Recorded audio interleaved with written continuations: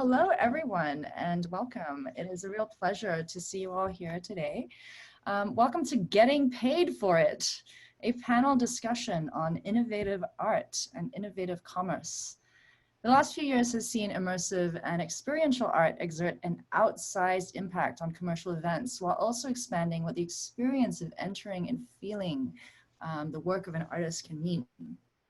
So today we'll be discussing the delivery system for immersive and experiential art and exploring what opportunities may exist for artists to prosper in a landscape deeply affected by the pandemic.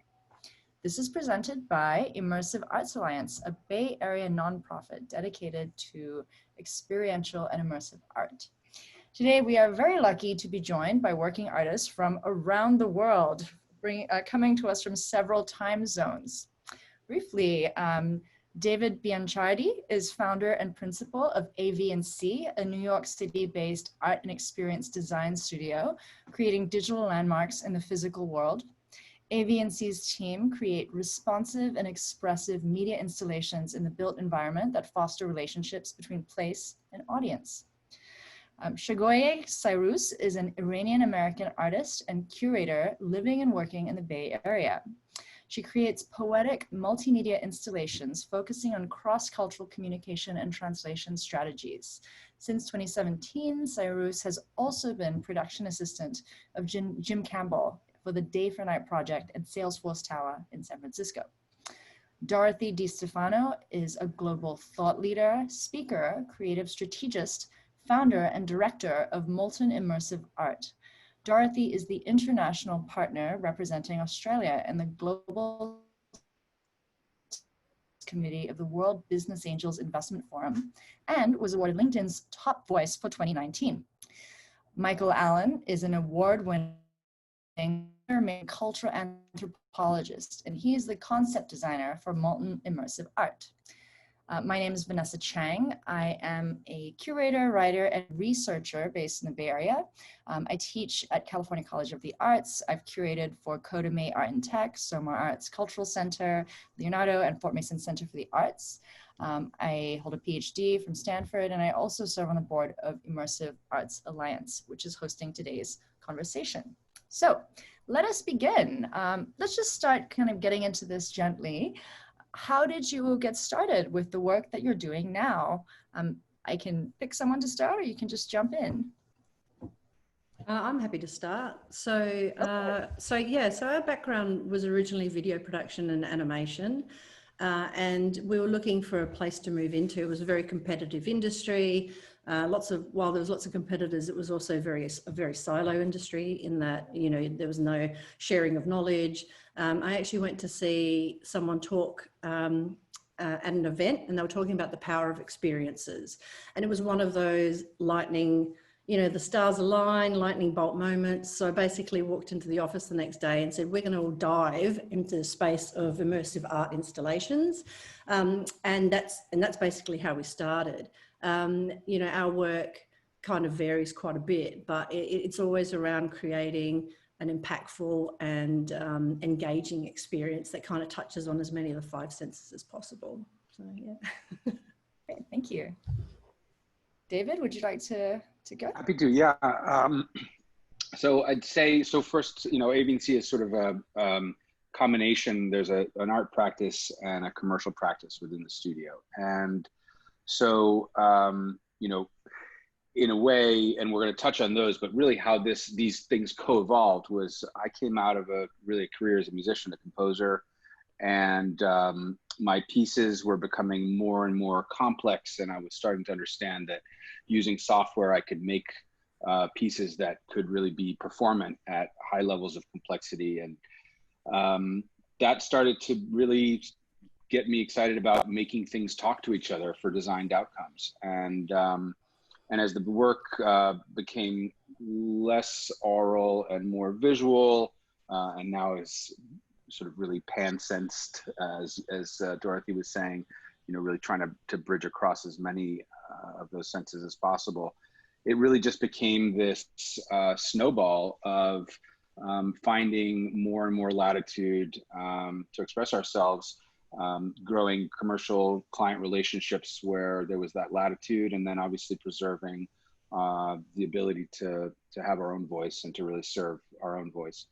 And so yeah, sort of a music through technology and robotics into visual expression was really kind of the path.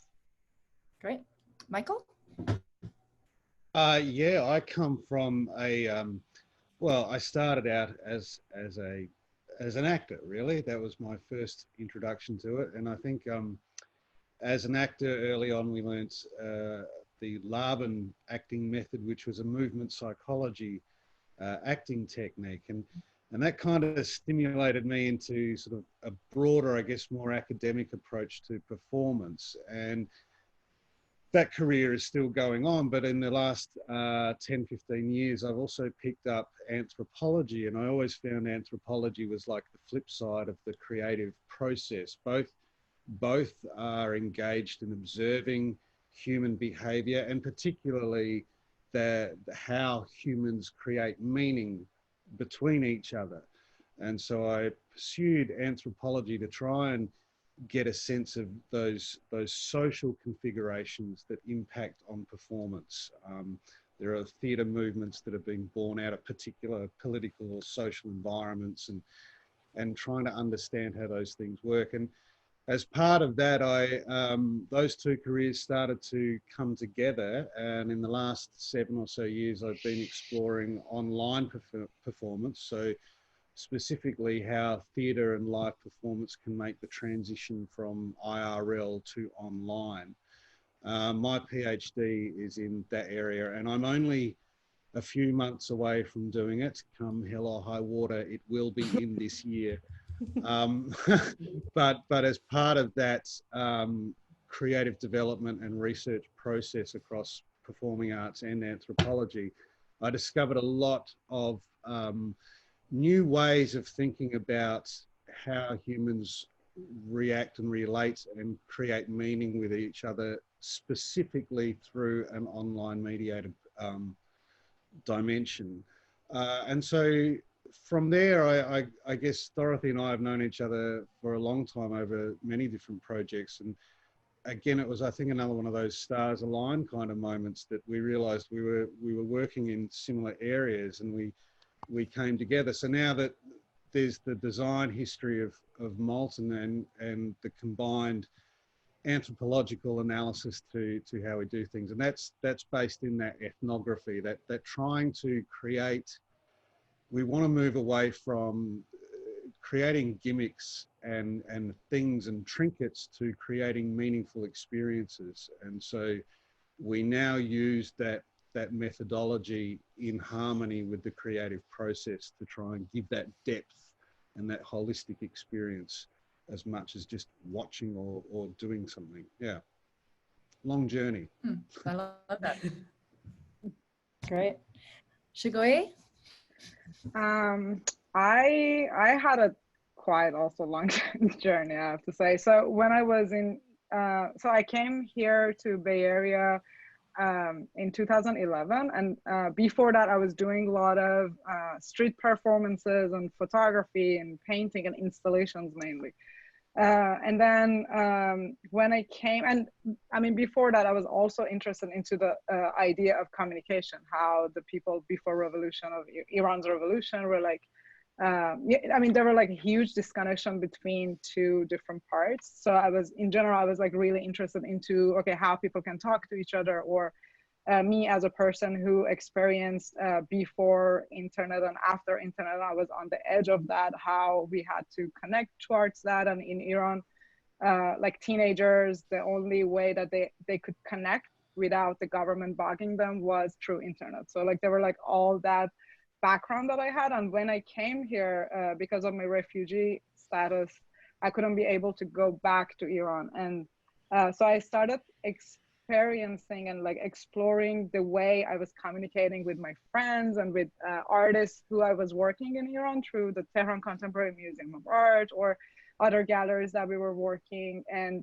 kind of like I got really fascinated by the time differences between Tehran and here, and the 11.5 hours difference, which the half an hour was really interesting.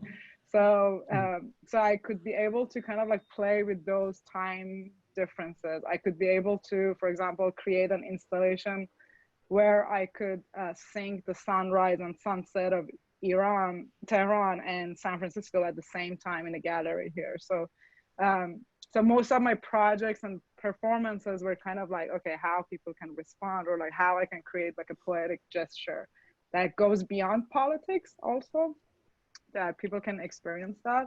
So that was part of that. And I was doing a lot of street videography and installation, and I had a carpet where I was installing around the city in San Francisco and Bay Area, where people came to me and they started talking.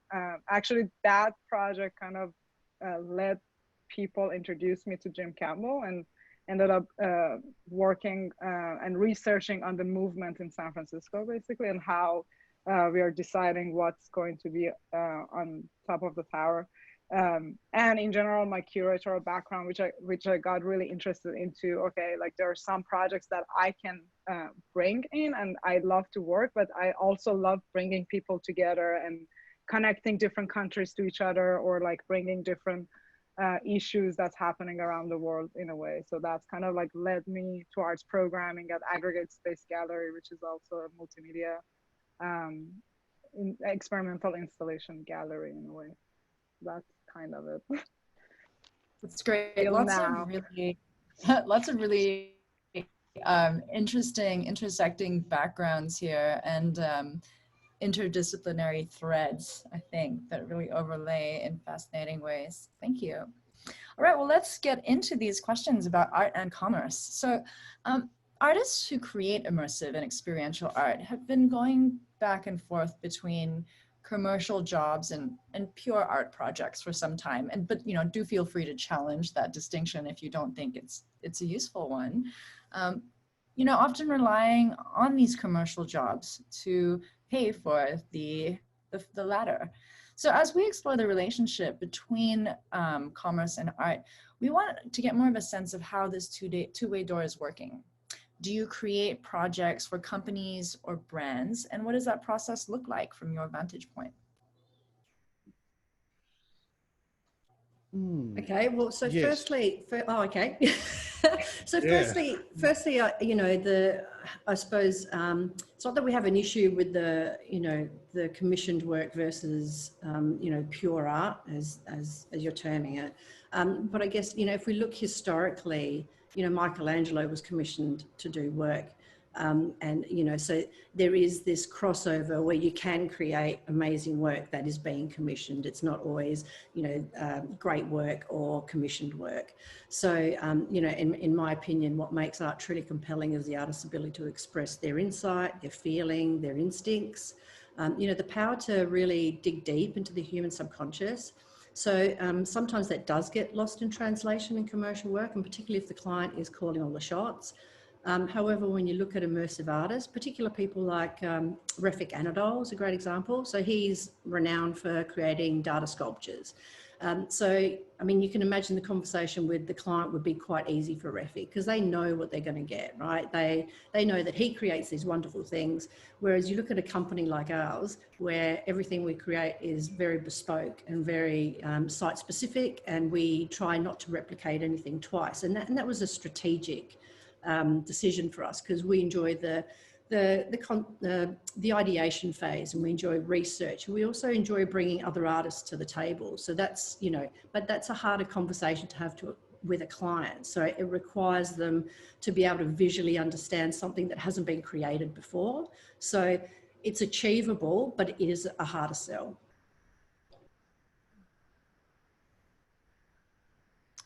David, were you going to jump on? I was just thinking, you know, maybe the distinction that we draw is a little different. It's maybe less about the funding source, and it's really about whose voice are we serving. And as a commercial studio, you know, while we have the latitude, you know, we're not an advertising agency. We don't usually support very literal didactic messaging on behalf of our clients. We're not an amplifier for their messaging in a typical sort of channel way, and yet they're large brands, or they're cultural institutions, or they're you know, because everything that we do is based in a physical place. It's people in a place having these experiences of a piece together. And then, you know, so it's really a distinction for us, I think, between whose voice we're serving. You know, we have the luxury of being a 30 to 40 person, depending on the day, studio with a lot of that intersectional sort of transdisciplinary ethos that I hear across the panel here.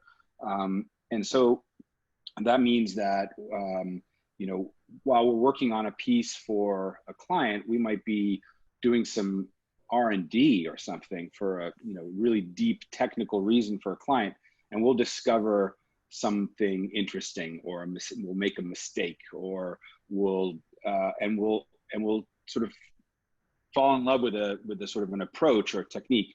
And that's one thing that also is actually interesting about this studio, is that I'd say we really, the techniques, the technologies, the methodology that we use to achieve the things we're doing are actually quite similar. We're drawing from very similar sort of tools and techniques, but obviously the outcomes are vastly different.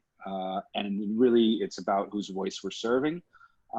I wouldn't say that the commercial side funds the art side. I think there are, you know, a lot of these kind of projects actually are quite capital intensive.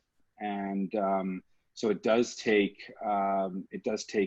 quite a lift to pull a lot of the work off, even on the artistic side. And so we do look for those funding vehicles and all the various opportunities that are emerging to fund this, you know, ephemeral, have to be there, place specific, hard to collect, hard to sell work. Yeah. Trigoye, do you have anything to add to that? Yeah, I mean, in general, as an, I mean, I'm just thinking about my artist side and also curator side, because for example, in Aggregate Space Gallery, it's a nonprofit organization. We do, like, we reached out to so many, for example, companies to see like if they would be interested in funding, but then they were like, well, you're in Oakland, or you're not in big cities that we fund that. So there's also that side, but in general, for me, there were also some companies that reached out, for instance, to do like some specific things, but I have a different experience that I had to say no, because my Iranian side will come in, and sometimes they want you to go from different political, you know, vision, or like they want to use some aspect of you as an artist to kind of like, you know, go beyond what you as an artist is doing, which I'm always like, okay, no, I don't want to just like be like a commercial thing for the company as an artist and just like bring like a specific view, like political view or like cultural view or something like that, that I'm not resonated with. So it's pretty much complicated, and it's, for me, it's always like more a spectacle, like how I'm actually just kind of like choosing, or like if I'm going, I kind of like gave up somehow on that sometimes because of how they want to control in a way. Even though in Salesforce Towers, I know that, for example, one of the first thing that they mentioned to them was like, well, we don't want to show like any specific things, like for example, homelessness in San Francisco. Like there are also like some censoring part that's going towards that, which I think the artist will kind of consider or ignore to go forward. So yeah, I think it's really important to know as an artist what you're willing and not willing to do. There was a project that was sent to me recently. It was created for Siemens, the global company, by a Turkish studio. And the work was truly amazing. And I was actually surprised that it was a commercial project. So I spoke to the lead artist, and he basically said, we told the client, it's either our way or we just don't do the project. And as an artist, sometimes that's easy and sometimes that's not. I mean, you know, you kind of, you know, you need to pay the rent and you need to keep the lights on. So sometimes you've got to, you know, you've got to, that decision is not an easy decision, but I think it's, you know, at the heart of it, I think, you know, that's where it comes from. Mm-hmm. I'd love to just tag on to something that Dorothy just said, which was that sort of like, you know, in a way, you might choose not to do something because you don't want to participate in a certain messaging or something. But I think there's another version of that as well. And I think I employ this more because I'm a little less maybe clear or forceful in those boundaries. But I also think that it can serve to take a client, and you know, on the commercial side, I think of that really as a more design-driven practice. And so really what we have the opportunity to do is take a client who comes in, they may not have the facility or the awareness or the experience to know that something that we're going to bring them towards is going to be the thing that really resonates for their audience, or does the job of making the place and sort of giving the character to a place that they want to express. And so maybe they come in and, you know, and the interns found a bunch of cool references on Vimeo, and they say, I want this. And we're like, okay, so what do you like about that? Because we're not making that. So tell us more about what you like about it, what gets you going. And so just, that's more of the design practice, really sort of teasing out what's actually behind the request, and then finding a way to bring a perspective and a breadth to the exploration. Because also, if a client's coming to us and saying, hey, we want you to do this thing, it's probably not our project. We need to noodle around for months and really find out what's important to them or to us, and so on and so forth. So it's kind of this process, I think, also of teasing out a way to expand that conversation with a client who may confuse you for an agency, you know, and says, here, I need to make this commercial, and it's got to say these things. So I think that's the flip side, is educating with limits, and then educating with some sort of generosity. And that's easier for sure coming from the design side. And I find myself being a little bit more sort of taking a position maybe more on the art side, but in a way the conflict isn't there because we have a place where we let people ask us to do things, and then we have a place where we do things of our own, you know. So maybe that helps. And my understanding too is artists often would like to sell their work, that the distinction between what's commercial and what's artistic or poetic is one to do with, David, as you say, with the message, with the voice, whose voice you're elevating, and also thinking about audience. Who is the audience for the work that you are creating, and is that audience going to support your work in some way or the other, and who are you serving? Yeah, and I also, sorry, just to add there, I also think it's kind of everyone's role, or it's the community's role, and all the artists come together to, you know, to keep promoting art, to make it more accessible. So it's not something that's just for the elite. You know, we want to spread the love. Michael and I were talking about this morning, like in Australia, you know, our government has basically got rid of the arts department, and now that sits under another portfolio. So in essence, we don't exist, right? So which is great. But you know, on the flip side, you look at a culture like Bali, so they actually don't have a word for art. So art is just part of their culture. You know, that's what we want to achieve. Right. So in some ways, are you suggesting that these distinctions that we make between art and commerce are a function of capitalism? Absolutely. Yeah, absolutely. Yeah. Go on, Michael. Personally, I do. I think one of the, like Dorothy said, the culture of federally and state-supported arts in Australia has just tanked. I mean, the arts department is now under design and infrastructure that do roads and bridges. And so when you're trying to prosecute an argument that values art, or whatever art stands for, you're constantly in a conversation that is against a unit of measurement. That capitalist, everything is condensed and reduced down to a unit of measurement that has a value to it. And we work in a space that certainly has those units of measurement. I mean, there are materials that cost things, and there are livelihoods and all of that sort of stuff. But but it's about those experiences that change someone's life or save someone's life or give them a new way of insight into experience that you can't reduce down to that budget line item. And it might be an impact that happens on an audience member, who knows, 5 or 10 years after they've had that experience, and that resonance has value.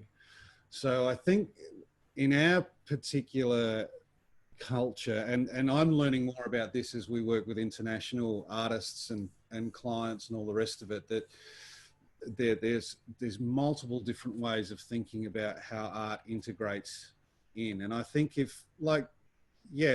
of the opinion that art isn't something that's sprinkled on top of a society or a community. It's deeply impregnated within it. Art is an expression of that community. So you can't really extrapolate and just sort of itemize art as a value in a budget item. And it seems too that drawing these distinctions between art and commerce allow people to underpay artists because they get to do the work of art, right? They get to have exist in that space.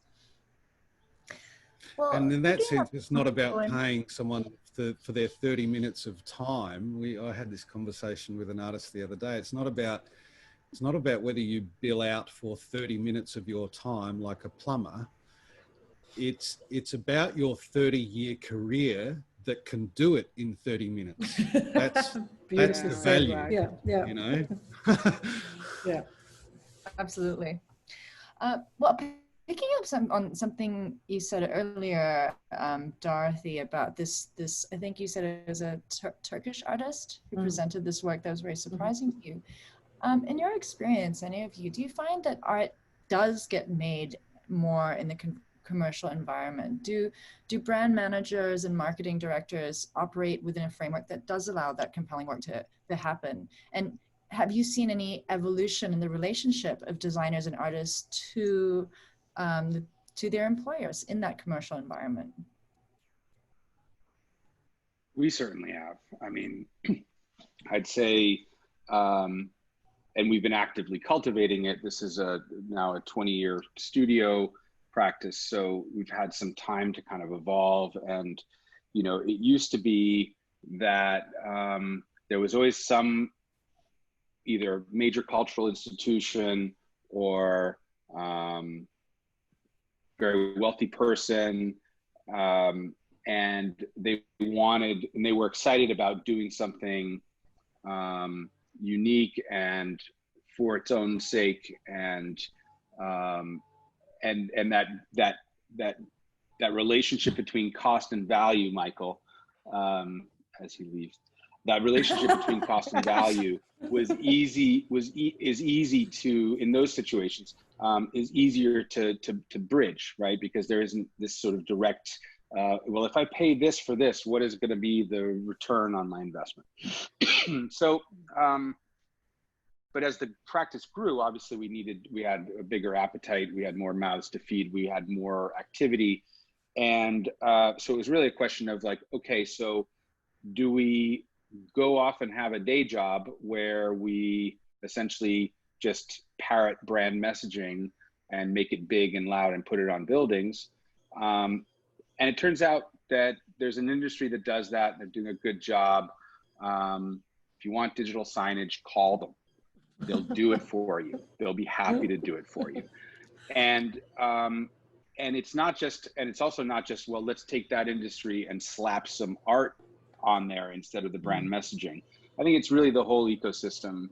And in our world, the reason we have architects and graphic designers and software developers and technologists is because the place and the way it's designed and the materials and the way you approach it and move through it is just as much a part of what we're conceiving as the other parts. And so as soon as you're off just a screen, you do have the opportunity for clients to sort of like say, well, I went to this place and it was incredible. We went through these gardens and it unfolded in these ways, and they tell you about these experiences that they had. And they're like, and you can ask them, and you want to put a TV in your lobby? Like, Mm. where's the connection here? And so I think that's really, for me, the opportunities are because people are seeing stuff, they're having an emotional resonant connection. They may not be able to put two and two together, but they know that that somebody took care of a placemaking and stewardship role for the place that they visited, and that it connected people in that space that maybe knew each other, were there for the same reason or weren't, and that they had a transformative experience of some kind. Now, did they go out and buy those potato chips? I don't know. I don't count that, right? So it's kind of like, but I do think that as this kind of work becomes more and more compelling, and as more C-suite members get Instagram accounts, I guess, we find it easier and easier to make the case that in the same way that music, which is, it's really hard. Music's the least literal art form, right? You can't say she changed the temperature on the thermostat with a piece of music. Well, a lot of our artwork and visual work is just as abstract, especially on the art side, where we're literally just playing with light as a tangible physical material. We're not even using imagery necessarily. And clients start to have their own experiences and then bring them into the conversation. And you remind them, well, don't you want to give that feeling, or don't you want to have that generosity towards your audience, as opposed to being didactic and yelling at them louder, which is advertising? No. And they do. It resonates.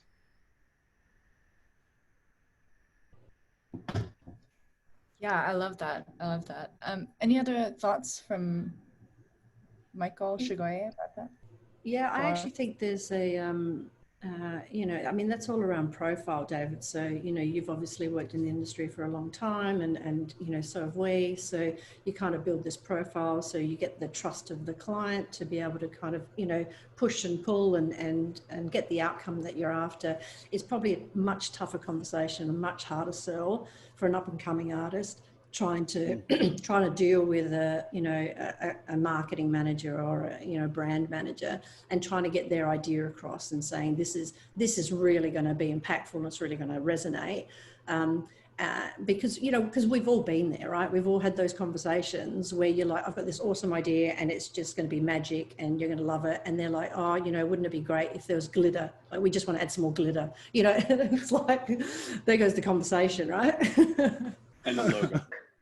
Yeah, so you know, the glitter logo. Yeah, so yeah, so it's around, you know, the first step is around building your profile and having, you know, like a portfolio of work that you can go, look, you know, this is what we've done and this is all of our experience and whatever. So it's, you know, it's not something that happens overnight, unfortunately.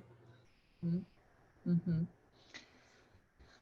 Yeah, there's a lot that has to come together to support digital art. I mean, digital art is pretty expensive, I think, for the most part.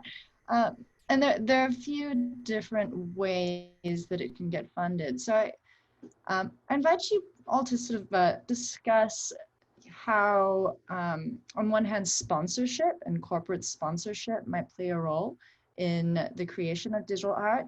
And if not sponsorship, perhaps philanthropy. How do these kinds of forces, these kind of funding forces, affect the work that you do, or what you see is happening in the landscape of digital art? Certainly feel like sponsorship, if we're going to talk sponsorship as a definition of a company that wants to get their logo or brand attached to a cultural event, I think that those organizations and institutions, look, they certainly come with a lot of clout in terms of dollars that gives an artist the scope to be able to use that technology or try that thing out. Often that comes with some of those strings, like David was discussing. Philanthropy, look, I've got to be honest, in Australia, we don't really have a philanthropic culture. I know that in the States, it's quite embedded in the way they work. And that comes back to a history of about 60 years ago, when our federal government decided to take a Keynesian model of financial management and created an arm's length government body to support and fund art independently, based on that principle that art shouldn't have to make money in order to exist, which is noble and profound, but over the course of time, it's actually a system that's hamstringing us, because it has reduced the ability for individual philanthropists to become part of what is essentially now just a bureaucratic system of funding art. So we don't really have that philanthropic culture here, although there are, every now and then, there are individuals and there are groups of philanthropists that come together to work as a collective, maybe, and support projects that might not normally get up. So it's a little bit of a different landscape, specifically in Australia, but obviously we're working with countries that have different landscapes as well. Yep. Yeah, in the US, there is a lot relies on philanthropy and foundations, as well as corporate support. There really isn't nearly enough government support of the arts here. There's the NEA, there's the NEH, and there's, at least in California, where I'm the California Arts Council, but the competition for these funds is extraordinary. Yeah, and I think we get a lot of that with the government model as well. The competition, it's only a small pool of money. Unfortunately, it becomes a bit of a lifeline. It becomes a bit of a dog-eat-dog world, and everyone's fighting for, and you know, you try to break out of it, but it keeps drawing you back in. So finding this, getting back to the subject of today's discussion, is that I think COVID has had an influence on changing that relationship between how people think and look around and find sources for that, whether it's a different income model, like a funding model, or whether it's a client-based relationship. I think those things are starting to, whereas before it was just kind of, that was activity that was happening next to life as we know it. As this scenario goes on and people are not able to go immediately back to the old way of life, that people are starting to look deeper into new ways of thinking about it. So it's pretty interesting, exciting time at the moment, in that sense, that everyone's starting to look differently. Right. And also I mean, you mentioned California Art Council, and I know I was on a jury panel actually in January. And then the thing that they started actually to push, which was, I think it was really interesting, was that first they increased the budget. I mean, I think before COVID, we have to say now things are different, but they were increasing the budget for the art organization specifically and the projects. And then, which was really amazing. And the fact that they wanted to diversify it was really, I was really surprised actually by that. And one thing that they wanted to kind of like push was how they are committing to fund half of the, I mean, most of the project, but they also want the organization or the artists and projects to get funding from the corporates. So it's kind of like they want to push the corporates and companies to kind of like step in. And seems like that's kind of like one of the things that California Art Council is kind of like pushing towards that. I think NEA is kind of like that too, in a way. Well, how do you think that matching? Yeah, you have. How do you think that would change in artwork, having, or does that change a project? I mean, it depends on how you negotiate that sponsorship, for sure. But does that affect process?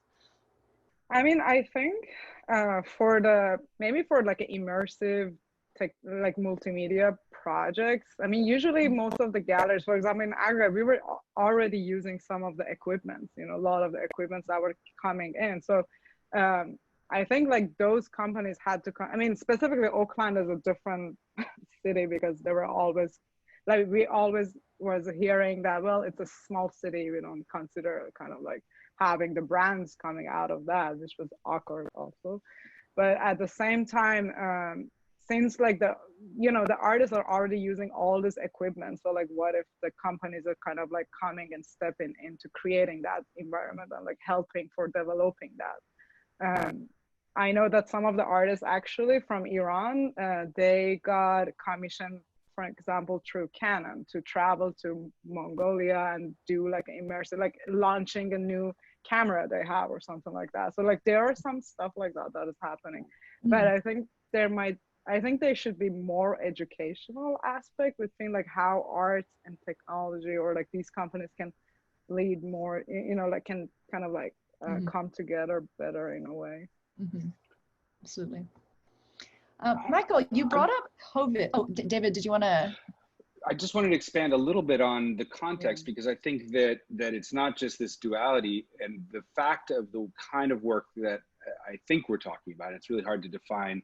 We're talking new media, digital, experiential. There's all these euphemistic things for what I think we all imagine, which is this stuff that happens in time and place that people experience that they can't necessarily take home with them. And at least they can't take the artifact home with them necessarily, because the artifact is a shared moment. It's changing a lot of the time, at least in our works. So where does this work even get shown? And what are the opportunities to have collections of this work shown? And so you look to, the sort of the festival world and coming out of the music festival context. And, at first there were things where art and new media artworks and light-based artworks were being sort of tacked on. And there's this sort of the European tradition of that. And there's, in the States, obviously, some seminal stuff like Day for Night. And then you look at, okay, well, outside of those moments where you bring a lot of people into one place for a festival, what are the other models? And you start to see things like wonder spaces, or these sort of like 3 months in a city collections of work of ours and Refik and these folks that you would see in that festival context maybe. And as we look at what's happening in New York area with the Pace Gallery starting their sort of ticketed experiential, and then obviously we can look at Team Lab spaces, sort of Mega Emporium, Salon de Lumière in Paris. There are starting to be sort of this ecosystem of lots of different approaches to how you create as a presenter, how you create a context that is financially sustainable. And I think for the most part, what I'm seeing there is the translation of the brand money doesn't necessarily turn to tattooing everybody and everybody's work and everybody, right? So, but we're orphaned from big A, big W art world. And so for the time being, with very few exceptions.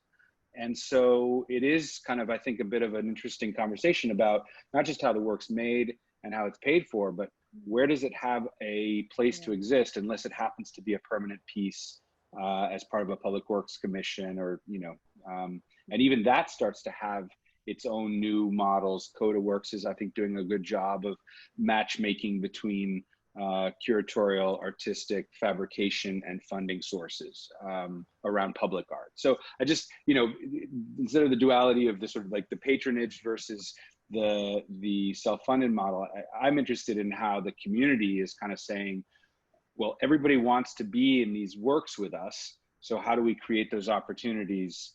And there are a lot of models, and I'm talking about the US, but there's a huge push, not related to Mana Contemporary in New York, but Mana Mana in China, this whole ecosystem of arts organizations, philanthropists, brands, and real estate development firms trying to find a way to give more platform for this kind of work. So I think it's actually great fun, and in a way we have other conversations that we can have that painters can't have.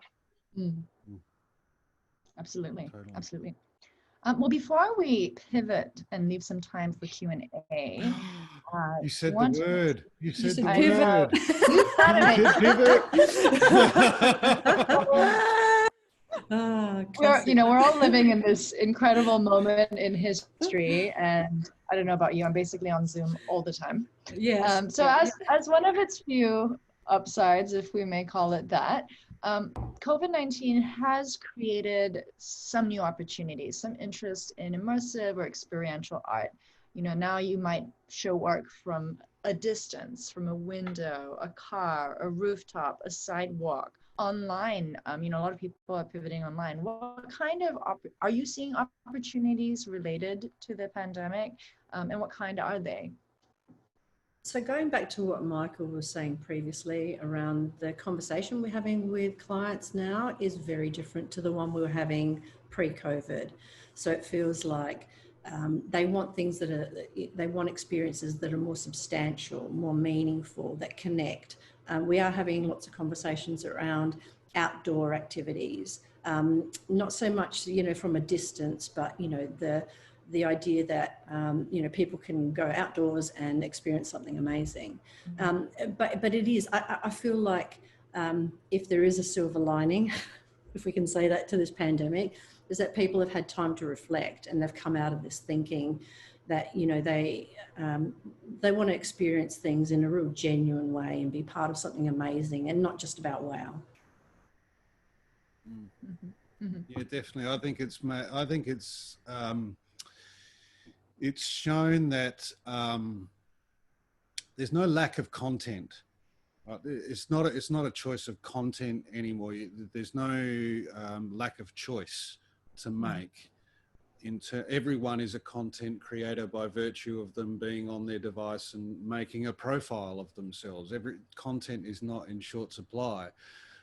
And maybe pre-COVID, when we were all just operating as normal, we were all just thinking about that. But yeah, to pick up on what Dorothy was said, I'm getting this sense of reflection. I'm getting this sense of, well, what is a meaningful thing now? I want to look for something that is beyond just a logo display with glitter on it or something like that. So, and in that sense, I think it's also, and this is probably more specific to my area of research, I've noticed that people are starting to realize that online specifically is not just a band or a conduit for advertising, but online is actually an integrated and two-way exchange all the time.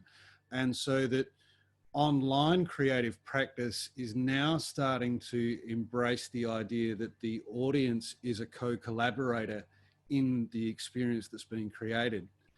And I think this picks up on what David was saying earlier in terms of that distinction between the old institutions of this is a work of art and you come and look at it, to hybrid forms of digital art and immersion, where the art doesn't come to life until there are people engaging with it.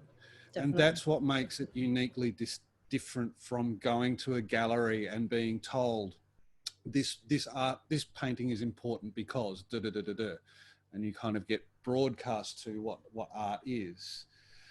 This COVID thing and being online have made people realize that it's much more interactive, it's much more of a conversation, and if we embrace the audience into the experience, then the artwork fully is realized rather than just broadcast to them. So that's not necessarily a shift in practice yet, but it's a shift in thinking about how to go about it.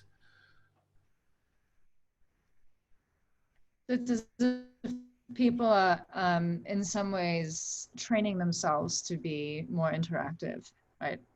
They're engaging more online and kind of developing these personas as participants, perhaps, that might prime them for experiences later. So. Yeah. Well, and experiences of this, I think it's so hard to talk about the upside of the downside, right, of COVID, with I think 600,000 dead humans so far globally.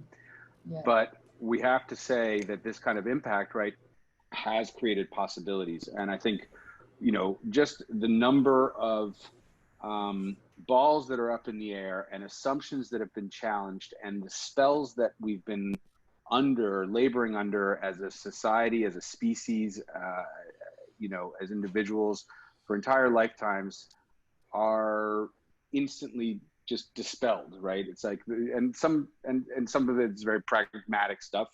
People discovered that in fact you can work from home. People discovered that, you know, so there's all these kind of like spells and assumptions and conventions that have been sort of dissolved, and so things are kind of dissolved. They kind of are in solution.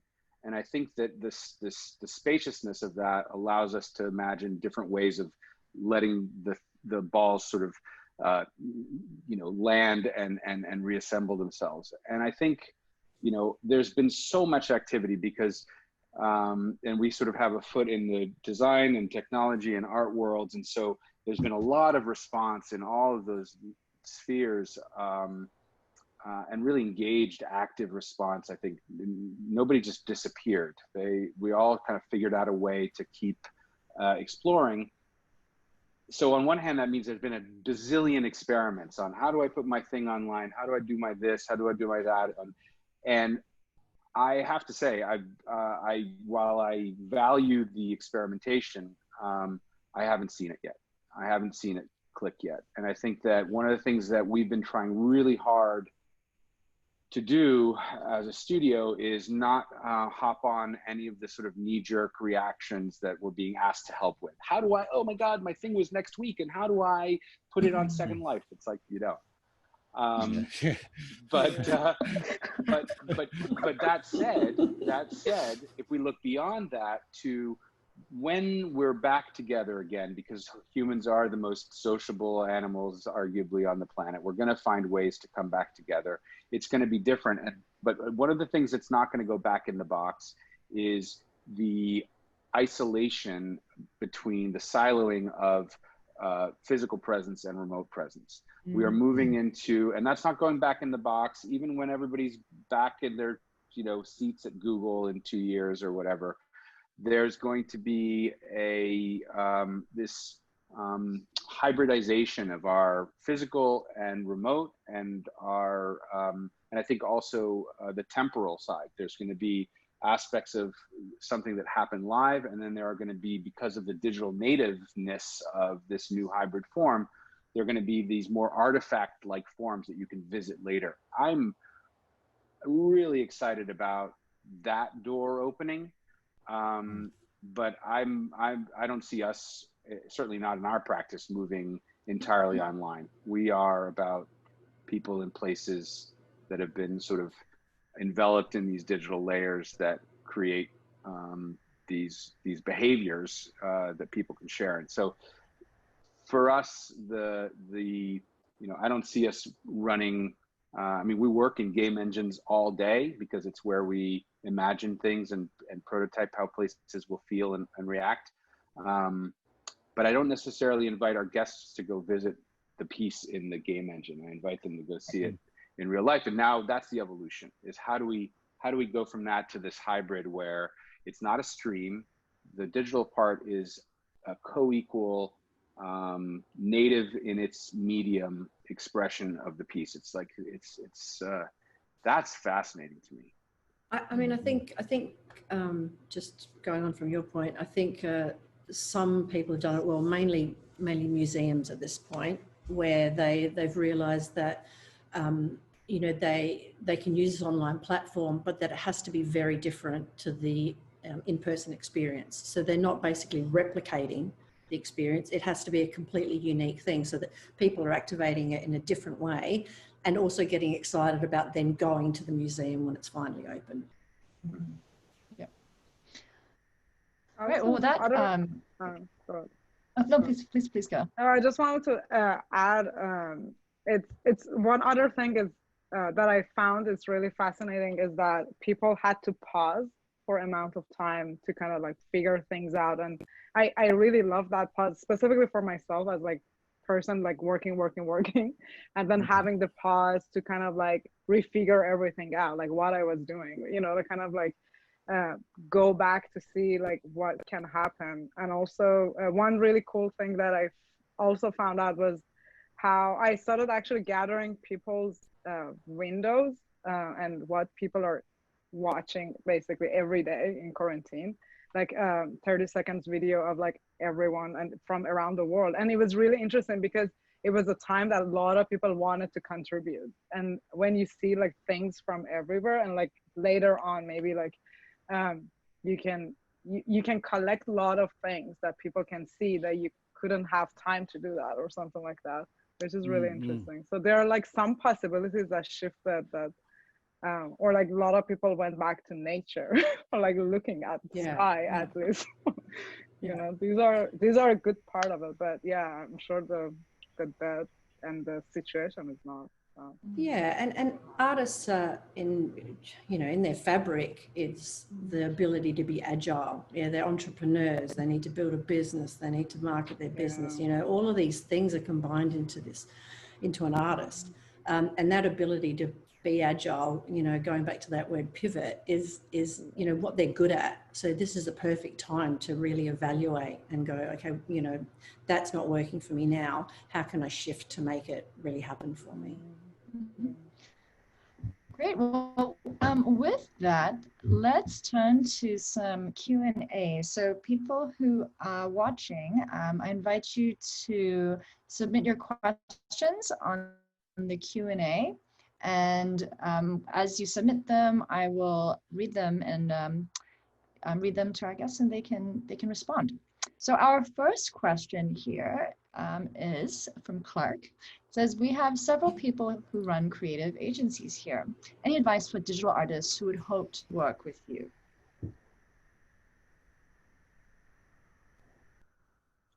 I don't run an agency. We don't consider ourselves an agency, so I'm not sure if I'm going to answer that question. But you guys, Dorothy, Michael, Shagayat. No, we don't consider ourselves an agency either. We're a collective of artists. That's what we are. But you know, I mean, okay, going back to the digital artists, I mean, that, you know, we work with digital artists. That's our thing, yeah. But it's not about just working with digital artists. It's about bringing the right person to the table when we're looking at a project. So yeah, I mean, you know, send us your work. Let's have a look, and we'll see if we can, you know, we can collaborate. I mean, that's the space that we love working in, is like collaborating with people and creating something magical. And in particular, I mean, we talk a lot about digital, but in particular, traditional artists. So we love the idea of combining like our digital skills with traditional art and then creating something completely unique from that. And it's that beautiful crossover of skills as well, and that, you know, that knowledge transfer that's really exciting for us. Yeah. 100% on the sort of unpacking that digital artist sort of moniker, right? Because that's already such a broad term, but I think actually what makes members of AV&C, you know, satisfied with what they do here and valuable to each other and ultimately to our clients when it's commercial work, is actually that eclecticism, not just of their roles within the studio, but of all the Venn diagrams that they bring with them. And in fact, it's those untapped lobes that may be untapped in their professional role within the studio, the aspects that actually are often where the magic comes from on a project. Somebody gets turned on by an idea, they come back the next day and they're like, I had this vision and I spent some time noodling around, and here's some ideas, and they'll just capture the imagination of the whole team. And so I think that's, if there were advice to give, it would be to express yourself and people will pay attention, you know. Yeah, I think as an independent artist for probably most of my career, you kind of, it's not a career where there's reward for merit, like you do the next job, and that gets the next job. It you know, and it feeds back to what I was saying before, that an artist is integrated into their community. So some of the work I do is in health, some of it is in teaching, some of it is in design. So the application of my arts practice is across mediums. There's a fine line, I think, between being an expert in the thing that you're an expert at and being a jack of all trades. And I think if I could offer any advice to someone who's looking to move forward, is to keep having that conversation with yourself about, where do I need to broaden my experience? Where do I need to learn a different skill or understand a different lifestyle or empathize with a different point of view? And where do I need to narrow my focus and be really good at that thing? And that's a little bit of a, because sometimes it's really useful to be an expert in that one particular thing. And then other times it's like, oh, you know, I had this random conversation with a guy on a building site, gave me the idea, boom. You know, it's about being integrated. So, well, Shagaya gave us an anecdote earlier that it would be great to actually come back to, because she was doing her art on the street in San Francisco, and she's an artist, but she's also now working in the studio of, you know, certainly one of my heroes. So I'd love to unpack that more relative to Clark's question, but yeah, like, well. Yeah, I mean, in general, I feel like, I mean, in the US and in general, it's kind of like you're doing something and then people refer or connect you to someone. So for me, the connection to work with Jim, if that was your question, was I got referred from 3 person that I worked in CCA to Jim Campbell, actually. Because I was always in streets and I was always filming for my own projects. And then I totally knew, I mean, I love public work and everything. So I knew the city so well. And then actually it was really funny. The first question he asked me was like, who you are that 3 person introduced you to. I was like, maybe because like I'm the only crazy one taking videos in the street. I guess. But yeah, I mean, I think like just like go out and just like show your work to a lot of people, or just like on your website, apply. There are a lot of also opportunities online that started to happen. I know, for example, in Aggregate that I was working, we were creating a lot of opportunities for emerging artists because we were thinking, okay, there is no places that emerging artists that can experience immersive art, like where they can make things, you know. And they can have experience and build experience so they can do more work. So there are not much, I think like in LA, it might be more opportunities, or even New York than Bay Area, unfortunately. We are in the tech cities, but there are not much opportunities in here, in a way. And we have one more question here, which we should have be our last question, because it's a little bit over time. How do you work out what to charge?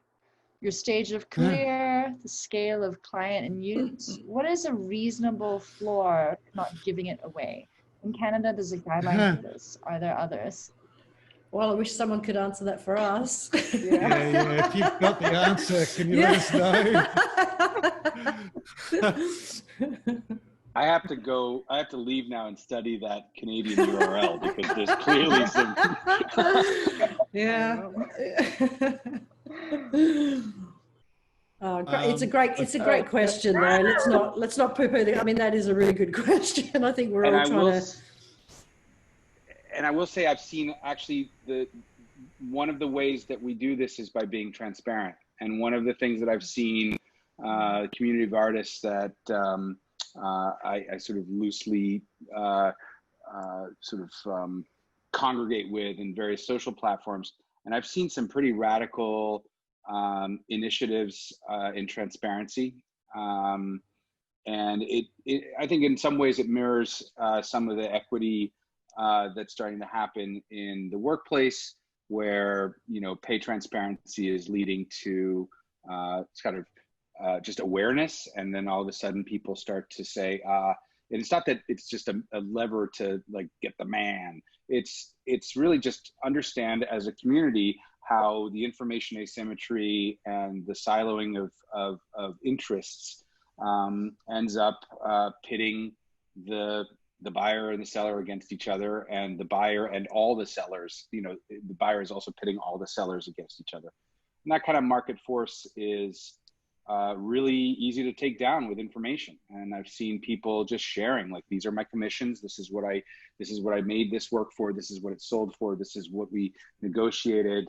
And some of that's done in private, but it's still a community private environment. And I think that can be hugely helpful, especially when you're starting out and you don't have the conviction or the standing of a longer career or whatever it is to just not get taken advantage of, or at least to make a choice. When you're self-funding something, when you're doing something because it has to be made and it's irrelevant how it gets made, well, then that's a different conversation. But when it's about figuring out what a market is, there's nothing like a union, but we don't have one.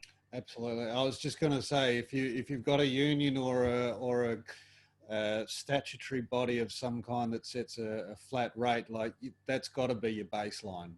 That's got to be the absolute baseline. After that, yeah, it's a tricky conversation. We tend to try and encourage our clients to think of what they could get if they spent, because it's a bit of a dance too, you know. Sometimes they don't want to reveal what their budget is, and sometimes you don't want to reveal how much I could put on this, you know, like, where are we going? So it's a tricky one. But I agree with you, David. If there's transparency, if there's straight talking, if there's mutual respect, I think that's probably a big part to it, that you respect the organization or the client or the funding body, and that they have a respect for you. I think if you can find that, then you will probably negotiate something that is worth everyone's time. And separate out the tangible from the intangible. It's easy to say, here's materials cost, here's 400 hours of software development, here's 200 pounds of steel, whatever those things are. And if you're a business, you mark them up. If you're not, you handle those one way, and then your status dictates a fee. And that's really, I think there's a distinction there, because I think the physical, we almost never have a problem being transparent with our hard costs, and then on the art side, and then the intangible is what is it worth to have this thing or this, our name doesn't command much, but obviously some names do. And so that's where some of that value of the fee comes from, All right, well, we are past time, so we should wrap things up. Thank you all so much for being a part of this. I know this conversation could really go on, and there's so much more to say. But if there's anything, if you'd like to reach out to people, you can reach them out at their personal website or their company websites, and I'm sure there's ways to contact them. Anything else you'd like to add in closing before we wrap up here? No, it's great fun. No? Yeah, no, All right, great panel. Lovely to meet you all. That was really, awesome. Good to meet you all too. All right. Well, we still work together. Take care all. Stay safe. Stay healthy. Yes. Thanks so much, Vanessa. Take care. Bye, Vanessa. Thank you so much. Bye.